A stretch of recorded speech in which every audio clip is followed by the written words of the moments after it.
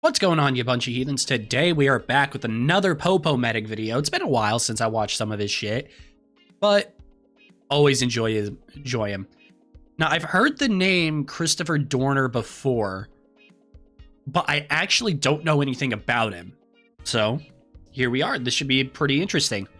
Make sure you guys check out the original video. It's linked down below. Let's jump in.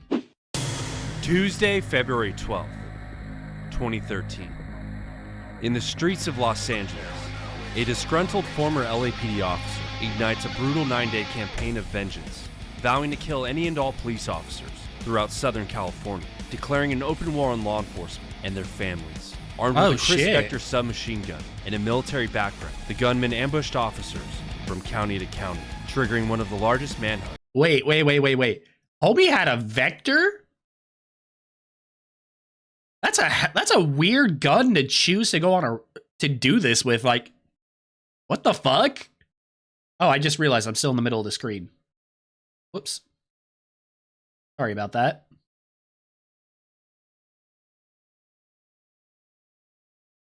I didn't realize I was still in the middle of the screen. Sorry. In modern history, spanning from the San Fernando Valley to the snow-covered Big Bear Mountain wilderness, where the standoff reached its fiery end. Oh, a fire? That's not good. In 2006, 27-year-old Christopher Dorner graduates from the LAPD's academy and is sent to FTO, a field training program broken up into 4 phases throughout 4 consecutive months, where brand new officers are paired with 3 field training officers who show them how to use what they learned in the academy in the real world. But before Dorner could even finish first phase of FTO, he took a leave of absence from the department and deployed for 1 year with the Navy Reserve. And by the time he returned in 2007 to begin FTO once so he was Navy Reserve. Okay, good to know. again, the skills he acquired in the academy were a bit rusty, and it showed, as Dorner was fired from the LAPD altogether only months later in 2008. But his problems with the LAPD began as early as the academy, where he filed several complaints against several of his classmates, even telling his primary FTO that he was planning on suing the LAPD after he completed his probation, in response to how the LAPD failed to respond to his several complaints. Now, kids, this what were is the what we complaints? Call a Blue Falcon. That is a Blue Falcon move. A Blue Falcon is... But I gotta know, what were the complaints then? Like, that's my big question. Blue, and has 2 wings, one sensitive and one that can't take joke good. Here's how to use it in a sentence. 3 years ago, I made this same video on YouTube, but YouTube did not like it, so not a big surprise. Blue Falcon. That's right. This video is much better. Now, most new officers have a hard time. YouTube is very notorious for not taking criticism of shit very well during FTO, but Dorner had an unusually rough time. Like, the dude physically cried and asked his FTO if he could go back to the academy for remedial training. Now, it's not a terrible thought if the dude really cares about the job. I mean, he missed an entire year, but at the yeah, it makes sense. He very obviously cares very deeply about it, or at least seemed to. And then had to leave for a year right out of the academy. Comes back after a year. Very obviously going to be rusty about it. So, yeah, it makes sense. But still, okay. At the end of the day, I don't blame him. Some people aren't cut out for policing. You either get it or you don't. And Dorner was blowing FTO, and he knew it, and he needed someone to blame. And on July 28th of 2007, Dorner and his FTO responded to a disturbance-type case at a DoubleTree hotel in San Pedro, California, involving a mentally ill man. Hey, yo. Okay, YouTube has changed how you move the fucking subtitles, and I hate it. Like, I go to move them, and they just... I don't like that. That's annoying. Dorner later arrested. 2 weeks following the arrest, Dorner was given an unsatisfactory score by his FTO on his DORs, basically confirming to Dorner that he was definitely about to fail FTO. The following day, Dorner filed a report alleging that his FTO had used excessive force in her treatment of the mentally ill man, accusing her of kicking the man in the chest and in the face while he was in custody laying on the ground. LAPD investigated the complaint by examining the allegation against Dorner's FTO and the truthfulness through an internal review board of 2 LAPD captains. Dorner's attorney at the board hearing was former LAPD captain Randall Kwan. Remember the name Kwan because it's important later. Okay. The review board heard testimony from a number of witnesses who witnessed most of the incident, claiming that they did not see any officer kick the man at any point in time. So homie fucking lied because she said he was unsatisfactory. What a bitch. That's some real bitch-made moves. The investigation concluded that Dorner made the entire thing up out of spite for failing FTO. Given the unusually high number of questionable complaints in his first 2 years of employment and the timing of his report against his FTO who was failing him, Dorner was fired for his lack of truthfulness because Dorner was a massive liability. And only as he should have been. Later, Dorner attempted to appeal his termination through the Los Angeles County Superior Court, but the appeals court concluded that the LAPD had substantial evidence for its findings and the decision was final. Good. And Dorner knew right then and there he would never be a cop at any agency in the nation after being fired for lying during FTO. So I'm sure you could find. Honestly, I'm sure there's some shitty police departments out there that would take him. He decides, you know what? He'd have to move to some bumfuck nowhere, America, and I'm gonna kill every single one of them in Southern California for firing me. So this piece of shit sets God, he really is a piece of shit, huh?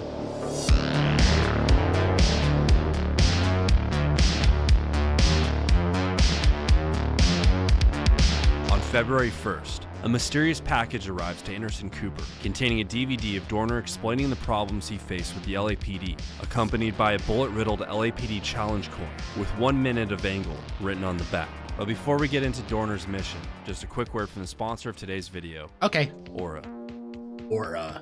In today's world, data brokers hold information on over 500 million people, each with thousands of data points. This $319 billion industry is rapidly growing and with little regulation. With data breaches and cybersecurity threats on the rise, it's hard to really know how secure your information is. But with Aura, you'll feel confident that your information is secure because Aura does it all in one convenient place and works around the clock to protect and keep your data and personal information away from data leaks and data brokers.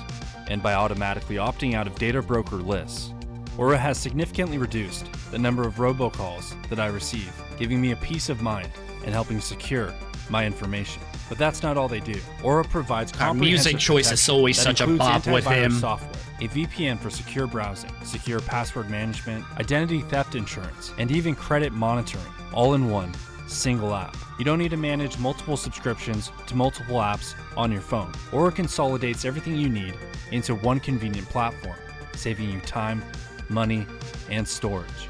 If you'd like to stick it to robocallers and protect your information, I highly recommend checking out Aura. They're even offering you guys a 2-week free trial. Simply go to aura.com/PopoMedic or click the link in the description and protect you and your family's information today. 2 days later, on February 3rd, 28-year-old Monica Kwan and her fiancé, 27-year-old Keith Lawrence, are both shot dead in Lawrence's parked car within the parking structure of their condominium complex in Ravine, California. Kwan, a women's basketball assistant coach at Cal State Fullerton, was the daughter of Randall Kwan, the former LAPD Ain't no way attorney who represented Dorner. You bitch-made bastard. You had an ex-police captain as your fucking lawyer. And you shot his daughter because you lost the fucking case because you know you lied, you bitch. God. During his 2008 dismissal hearing. And after killing Monica Kwan and Keith Lawrence, on February 4th, around 1:25 a.m., Dorner published an 11,000-word manifesto on Facebook describing his plans to kill any and all police officers in Southern California and declaring unconventional and asymmetric warfare upon the Los Angeles Police Department unless the department publicly admits that he was fired in retaliation for reporting excessive force. Dorner listed at least 40 law enforcement personnel whom he knew personally and was prepared to kill. As for the rest of the manifesto, it's just a narcissistic, psychotic love letter to himself, which even includes how sad he is he won't be around to see the third Hangover movie because he won't survive his mission. Really? Not like, I'm sad I won't get married and start a family. No, he's sad he won't see the Hangover Part 3. I mean, does this guy clap on airplanes, or does this guy clap on airplanes? He definitely seems like the kind of dude who would. According to military sources, Dorner checked into Naval Base Point Loma in San Diego and skipped the checkout procedures when he left. While in San Diego, Dorner attempted to steal a yacht from an 81-year-old man by holding him at gunpoint. However, Dorner threw the mooring rope into the water, causing the rope to get tangled. And oh my God, Mr. Navy can't do Navy shit. I love that. I'm gonna steal a fucking yacht of all things. Disabling the yacht. Wasn't this guy in the fucking Navy? Yeah, exactly. Dorner fled the area, dropping his LAPD badge near the crime scene like a dumbass. The same day, oh my God, Irvine PD named Dorner as the prime suspect in the murders of Monica Kwan and Keith Lawrence, after discovering the victims' names listed in the now viral manifesto, which claimed that Kwan had failed to represent Dorner's interests in favor of those of the LAPD. And 2 days later, on February 7th, homie didn't need to represent you, fuckboy. Were driving to a protection detail in Corona, California, where they were assigned as security for one of the officers mentioned by Dorner in his manifesto, when suddenly they were flagged down by a man who reported seeing Dorner just moments ago at a gas station. The officers began following Dorner's pickup truck on the 15 freeway as Dorner exited off Magnolia. Suddenly, Dorner exited his vehicle on the exit and opened fire, grazing the head of one of the officers and disabling their patrol car. That was fucking couldn't even close. notify nearby agencies because they had LAPD radios and were obviously out of district. And not even 20 minutes later, 2 Riverside police officers were fired upon while stopped at a red light. Field training officer Michael Crane unfortunately lost his life after the shooting, and his trainee was rushed to a nearby hospital in critical condition. That's sad. And 2 Riverside police officers. Dude just trying to fucking train someone, get shot at a red light. I wonder what happened to his fucking trainee. Like, did his trainees decide to stick with the police, or did he leave? Have been shot, one of them killed, the other still in surgery right now. Basically, Lieutenant Toussaint telling us that they were not actively searching for Christopher Dorner at the time of the shooting, and they were ambushed by this On the person. same day, at around 5:30 a.m. in Torrance, LAPD officers were assigned to a security detail at another home of an officer listed in the manifesto when they observed a pickup truck driving at a high rate of speed with the headlights turned off, matching the description of Dorner's truck. The vehicle continued toward the God, officer's how to stand direction out and as flung much an as object possible. from the window, at which point officers opened fire on the blue Tacoma Jesus. occupied by 2 females Lit that who were shit in the up. area delivering newspapers. A total of 103 rounds were fired, and thankfully both females survived. They lit that shit up. Well, I gotta know. Okay, you cannot blame the officers for this. It matches the description, as far as they're aware, matches the description of their truck. They're driving like a bat out of hell with their lights off. They're already on a protection detail, and they just throw something out the window at a cop car. What? And received a settlement of $4.2 million for the incident. Later on that same day, I don't Dorner's blame the actual cops for pickup that. truck was found torched on a remote trail in Big Bear, California. Dorner then forced his way into an occupied cabin, tied up a couple that was living inside, and decided to hunker down. Multiple agents spread out to search the surrounding area, Bitch. and nearly 125 officers went door to door searching for Dorner. The media notified the public. God, the that is- residents were on high. I'm sorry. Let me go back. God, look at that. That is some drip right here. They are kitted out. Look at that shit. You got that DCU shit on. You got everyone else all drive DCU. Oh my God. Oh my God. And look at those ARs.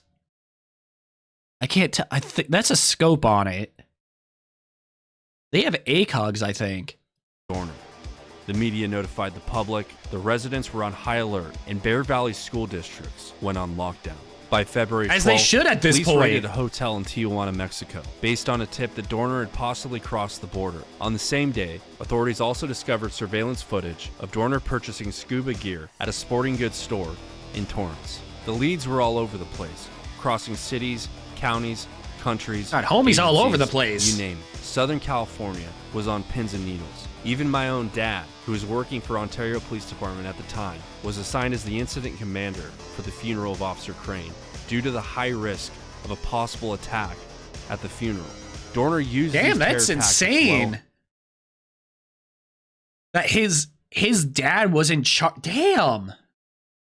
That's insane. into his advantage. But as soon as the search began to wind down, he took the couple's car out of their driveway and started heading back down the mountain until he crashed, disabling the vehicle. A few hours later, dude can't even San fucking Bernardino drive. County sheriffs responded to a report of a carjacking of a white Dodge pickup at 12:22 p.m. Fish and Game wardens, of all people, were the first to spot the vehicle and recognize Dorner Oh, as the driver. yeah. Officers from numerous agencies pursued Dorner to a cabin near Big Bear Lake, where Dorner exited the vehicle, opened fire on 2 sheriff's deputies, striking both while forcing himself into the cabin. Funnily enough, it actually isn't really a surprise that Fish and Game found them. With vaguely from what I'm getting from where this is at, this is like Fish and Game's like area. So like it doesn't really surprise me. That's like park rangers finding someone in a national park. It's like, yeah, of course they found them in the national park. That's their area. I mean, fuck, Yellowstone. Prettiest place on earth. I fucking love Yellowstone. Used to visit there every year when I lived in Wyoming. I was surprised to hear about this. Yellowstone has their own SWAT team dedicated only for SWAT operations in Yellowstone. Like, that's some cool shit. The officers were airlifted to Loma Linda Hospital, where Detective Jeremiah McKay was unfortunately pronounced dead. Responding officers surrounded the cabin and attempted to force Dorner out by using tear gas, after pleading with Dorner to peacefully surrender. Due to Dorner's lack of response, police used a demolition vehicle to knock down most of the walls, at which point Dorner opened fire, exchanging hundreds of rounds with police, where Dorner laid fortified in the cabin, wearing body armor and firing rounds consistently at officers, using a Bushmaster XM15 E2S, a Remington 700, Benelli M4 Super 90, Glock 17s, Glock 22s, FN 57s, and of course, his Chris Vector. He was also throwing... God damn. Nice. These are all nice guns. Where did homie get these? Like, Vector, dope as fuck, dope. Hunting rifles, whatever. Nice. Like, homie just has a 5.7? Where'd you get the money to purchase that shit? Let alone the ammo for it. smoke grenades, and heard yelling at the top of his lungs, going full dollar store Rambo trying to kill as many cops as he possibly could. At this point, police deployed pyrotechnic tear gas canisters into the cabin, and moments later, the cabin caught fire. And before the cabin was fully involved, a single gunshot was heard coming from within the cabin. As the fire continued, Dorner's shot ammunition himself. began to explode, making it too dangerous for firefighters to enter the scene. But by February 13th, as crews cleared the cabin, Dorner's remains were found inside. God, he took the bitch mode out. He shot himself. He is such a bitch for that. I hate those kinds of people. I'm going to do as much damage to everyone else as I can, but I'm not going to take responsibility for it. I'm going to take myself, no, fuck you.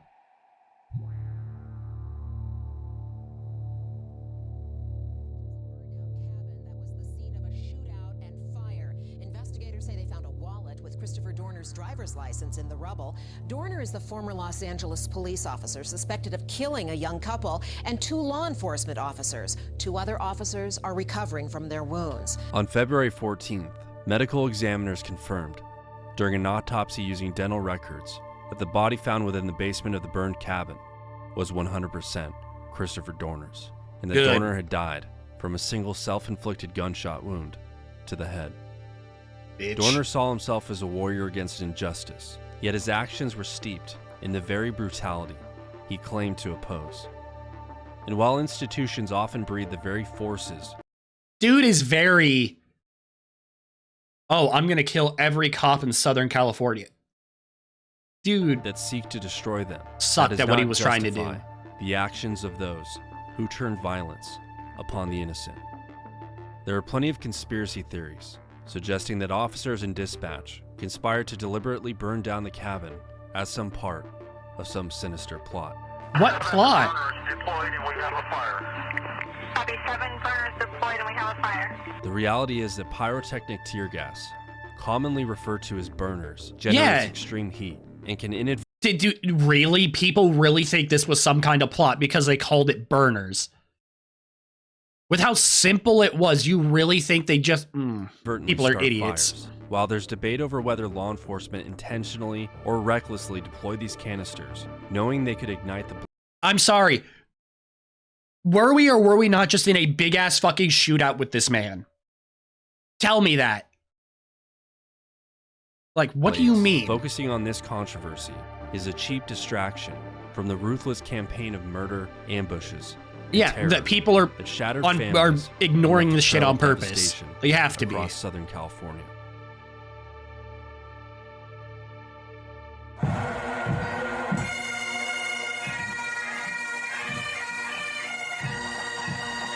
I know there's a lot of people that have wonderful relationships. I felt mine was perfect. Oh. If you don't remember anything else that we tell you about your dad, remember this. You were the light of his life. Oh, dude, you're gonna make me fucking cry. Everyone that I Motherfucker. talked to repeated to me that Mike Crane Gonna was make me above all fucking else cry. a family man. He never stopped talking about you. All his hopes and dreams were about his children. My God. And I think she was definitely someone that we could all go to and someone we could all talk to about anything. Oh, that's that we wanted to talk right. about. So she was definitely The fucking coach. Fuck. more than a coach for all of us. Being one of the youngest officers that San Bernardino County has hired. But one thing I knew about Jeremiah, it wasn't just about serving, because he could serve as a firefighter. He could make a difference as a firefighter. But he that chose to actually be a wasn't police enough for officer. him. He wanted to intervene when somebody was hurting somebody else. Hey guys, if you enjoyed this video, I be sure to hit did. that subscribe button. There's a lot Already more mini am. docs in the works, and you don't want to miss them. And be sure to check out the last Medal of Honor episode over on Black Rifle Coffee's YouTube channel. And be sure to check me out over on Instagram and X as well. Thank you so much for watching, and I'll see you in the next video. Goodbye.